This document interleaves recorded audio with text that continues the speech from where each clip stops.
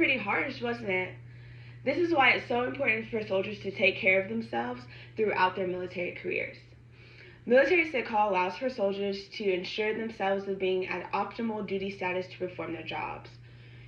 When attending basic training, I was put out of training for 4 months because I injured both my knees and both my ankles, which when I went to sick call, they actually told me that I was going to need rehab and I may not be able to go back to training.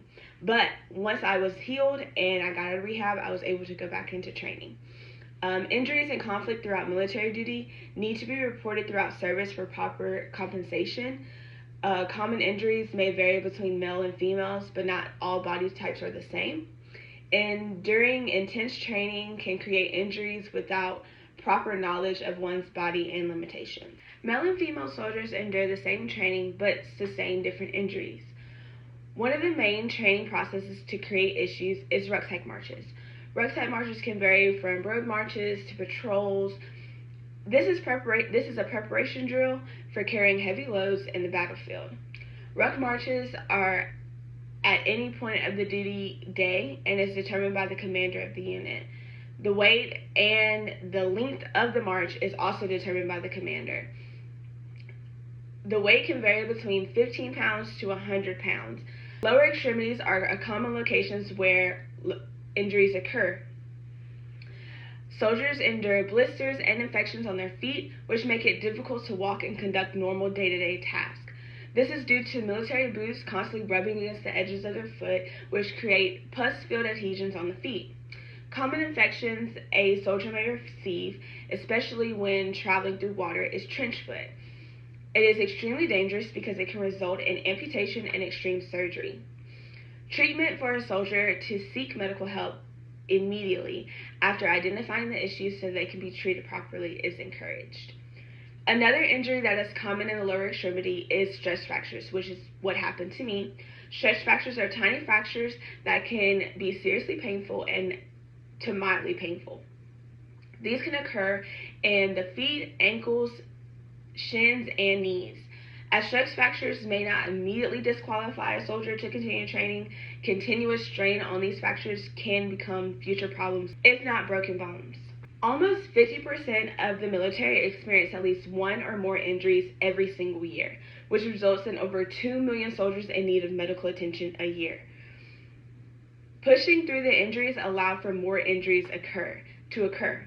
Military training is meant to push the soldier to be the strongest they can be without causing injury. This is why it's not always a seamless process, as a soldier can hurt themselves more and create permanent issues. Injuries such as stress fractures in the lower extremities can result in broken bones and tissue damage. Trench foot is one of the various infections a soldier can receive in the feet that can result in amputation. This is unfortunate and a life-changing operation for a soldier and will in turn disqualify them from their military job. Females in training most commonly endure hip and back issues. This can result in infertility or the inability to walk. When a female that weighs only roughly 100 to 20 pounds, which is a typical weight for a female soldier, carrying the weight over 100 pounds for an extended amount of time can cause extreme pain on the hips of the female. If the hips or pelvic girdle breaks within the process of training, the female soldier will have to go through surgery and to get better will have to face the risk of being infertile.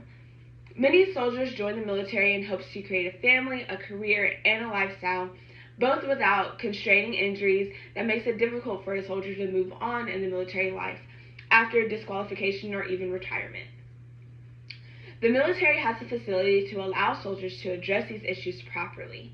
Military sick call is announced every morning before the duty day begins. An injured soldier should address sick call and promptly be evaluated.